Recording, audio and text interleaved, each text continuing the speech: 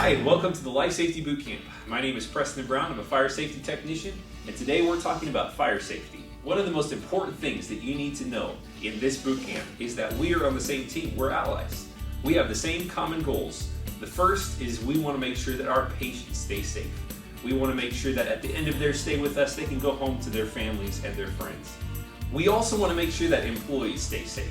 We want to make sure that you can go home to your family every day at the end of your stay here. And so it's very important that we understand that these are common goals. You want to make sure that patients stay safe and that your employees stay safe, and so do we. And so that's why we're here talking about fire safety.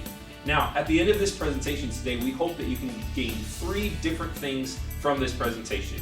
One being, we want to let you know the reason behind the codes and the regulations. We don't want to just state the thou shalt and thou shalt nots. We want to tell you why the code says what it says and how we can help maintain a safe atmosphere and environment for our patients and our staff. We also want to talk about the perspective and give you a good perspective at what fire safety looks like in a healthcare occupancy from the 40,000 foot level.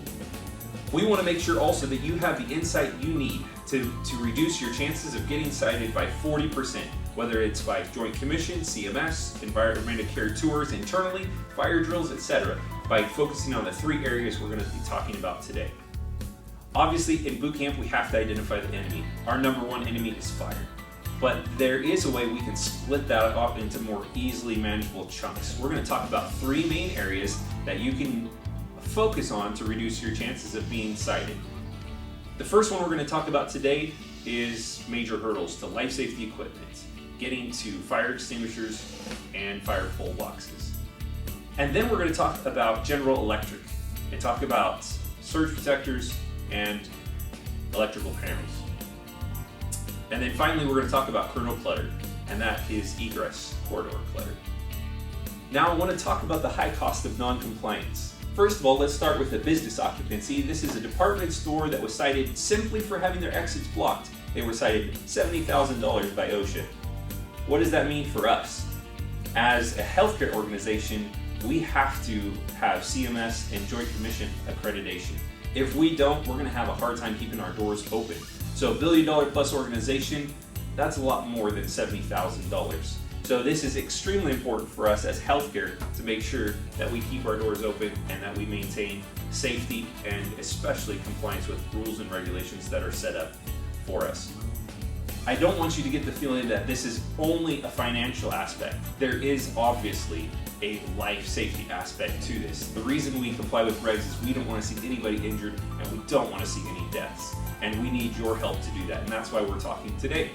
Now let's take a look at our building battle plan. We want to make sure you have good perspective and a clear understanding of what life safety looks like in a healthcare occupancy. So let's start off with our passive barriers. We have a room construction that was set up that any of our rooms, really, if there's just fire and smoke in that room, we're able to close the door and contain the smoke and flames within that room for about 20 minutes, giving the rest of the area around that room time to evacuate safely. Then we have smoke compartments. Smoke compartments are extremely important because they are able to secure an area for smoke and flames for a longer period of time and giving other areas around there time to evacuate. These could be 1 hour, could be 2-hour barriers that separate the building into chunks. Then we have 2-hour floor barriers, and these separate different levels in a multi-level building so that the occupants above or below the floor of the fire can actually have time to evacuate their patients and all the staff from that area. But these aren't the only things. We also have exits. These are the most important level of safety in a building. And these are critical because what's the safest place in an emergency, in a fire situation? Outside the building altogether, right? So it's extremely important that we keep these exits clear because that is your safest place, is to use those exits in an emergency. And we also have fire features. These are things like fire suppression systems and hood suppression systems, sprinkler systems that will automatically be set off and actually work to get that fire completely out. Now let's talk about the employee battle plan, and these are the 3 acronyms that you're very familiar with. First being RACE, rescue, alarm, contain, extinguish, and evacuate. This is how we respond to a fire, and it's important that this works in conjunction with the building battle plan that we just discussed. We also have the PASS acronym, and this is how we use the fire extinguisher. Pull, aim, squeeze, and sweep. And then we have interim life safety measures, or ILSM. All right, let's approach the subject of major hurdles to life safety equipment, and we'll start with the Illustrious Pledge. Here we have a picture of an NFPA study that was done based on a nursing home fire.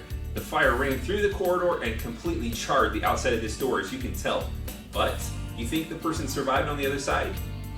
According to this photo, which is the exact same door on the opposite side, you can see only a little minimal smoke damage right around the door handle there, and that tells me that the person was probably able to survive in that fire. The difference from this door looking the same on both sides is a simple, small wedge. Now, wedges can come in all shapes and sizes, and it really doesn't matter what it is. If it prevents the free operation from the door, it's strictly prohibited. The logic behind this is really very good. It's based on studies of people who've said, well, when the fire alarm system goes off, I'll kick out that wedge and I'll close the door behind me. And it really just doesn't happen. So it's extremely important that we don't have anything interfering. We can close the door with one operation, with one motion, and get out so that there is a restriction there. That door is there so that smoke and flames can't spread throughout the building, causing extra damage and possibly costing a life.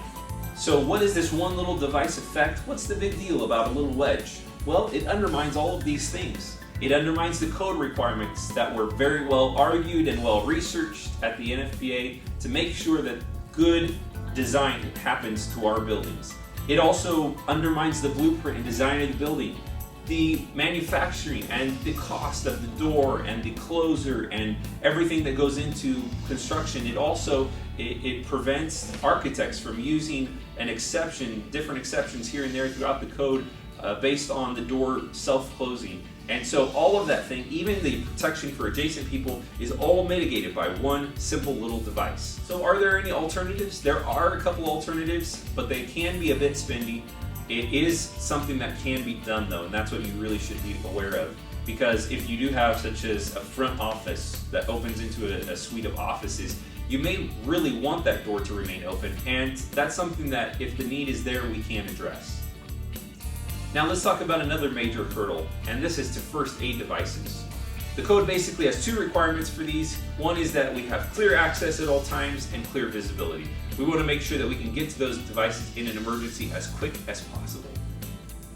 Now let's talk about suppression systems. You probably are familiar with 18-inch rule, where we can have storage within 18 inches from the ceiling or the bottom of the sprinkler deflector. How it works is this. When a fire develops in a corner that's completely obstructed by boxes or other storage items, it can develop, and the smoke and the heat can be trapped and develop to the place where it actually overpowers the sprinkler head by the time it finally travels across the ceiling and sets the sprinkler off. When the sprinkler is finally set off, it has problems reaching the fire because of all the storage in between. So for those two reasons, for the heat to travel appropriately and also for the water to get to the fire, we would have to have that area kept clear. That's so important that you help us with that. The logic behind this is extremely important. If you've ever seen a side-by-side burn test, it's very impacting. And it'll show you that having fire sprinklers that operate properly can really make the difference in an emergency and could be the difference between life and death for you and for those around you. Now let's talk about General Electric. We're going to talk about surge protectors and electrical panels. You can see here a diagram of an electrical panel. This is the space that's required to be kept clear by OSHA, and the easy way to remember this is just 3 feet in front of the electrical panel has to remain clear at all times. If you've never seen surge protectors daisy chained together before, well, here's a good example. This one outlet was never designed to handle this much power, and it's a huge risk for fires. So what's the risk when it comes to electrical panels? There's two risks, really. One is that if there is a fire on the panel itself, you really don't want things stored in front of it that can catch fire from the sparks shooting off of the panel. The other important thing to keep in mind is we don't want obstructions, because if there is an electrical fire, the fire department is going to want to come in and turn off the breakers to that area. They don't have our building memorized, and so it's important that we keep those clear and open so that they can see those when they come into our buildings. What are some alternatives? Well, maybe you can just rearrange the room and you've solved the issue. Maybe you can remove some stored items there and that takes care of it. Maybe you can request an outlet to be actually moved. If there's an essential need for an outlet to be moved in the building, as long as you're not adding new power, it's not an off-power requirement, and it's very simple to do. Now let's talk about kernel clutter. Egress clutter is always a challenge in healthcare, especially when your buildings are aging and we don't have room. Where do we put stuff? And it really is a challenge, we understand, but we have to do our best to make sure that our hallways stay clear for complete, full, instant access in the case of an emergency. Egress, as we talked before, is at the very foundation of life safety in a healthcare building. And if we don't have that right, the rest really doesn't matter. We have to have clear exits. In healthcare, we start off with exits like this, but when we add equipment, when we add patient beds, when we add linen supplies, and all the other things that it takes to run patient care, we start to get a little bit cluttered until it looks something like this. And it's important for you to understand that you really don't want to be evacuating patients through an obstacle course in an emergency. As a healthcare provider, you want instant access. The egress corridor was calculated for a certain width, all the way down to the inch. And it's important that we keep that clear, all of it. Because in an emergency, what you're doing is when we have things stored in there, out of the required calculated space, we're taking out valuable inches, and with that, possibly valuable lives. A few minutes in an emergency could really be the difference between life and death for someone. The logic behind this is called the Domino Effect, and it's a similar idea as what happens in traffic when there's a wreck. People start slowing down, and by the time the last person slows down, it's way down the line, and the wreck or whatever caused the initial slowdown has already been cleaned up and taken care of. Same thing can happen in evacuation. If you have to stop and move something out of the corridor or go around something, it's really going to have an impact on people that are evacuating down the line. This is what it looked like last time Joint Commission was here. This is them, this is us. They said things like, your facility's corridors are unsafe. This is unacceptable. And it really was. And we've worked hard since then to address our findings and make sure that our exits remain clear. But we can't do that without your help. You have to help us to bridge that gap, to make sure that we do whatever it takes to get our exits to be clear at all times. Whether that is changing how we store items or how we order items. Maybe it's remove a follow-up. If somebody's been called to move a bed, a gurney, a wheelchair, etc. Maybe it's time to call again if they don't show up in a few minutes. So it's important for you to follow up on those. And you really can help us when we brainstorm procedure changes. Maybe it's the way we're doing business. Maybe if we tweaked the way we did business, we would be more successful at keeping our exits clear and ready for instant use. So your mission and our mission is really the same. We want patients to stay safe. We want employees to stay safe. How do we do that? We can do that by working together as a team to really focus on these three main areas. These three areas are major hurdles to life safety equipment, general electric, meaning surge protectors, electrical panels. And the last one, the most important out of all that we've talked about today, is kernel clutter, egress corridor clutter.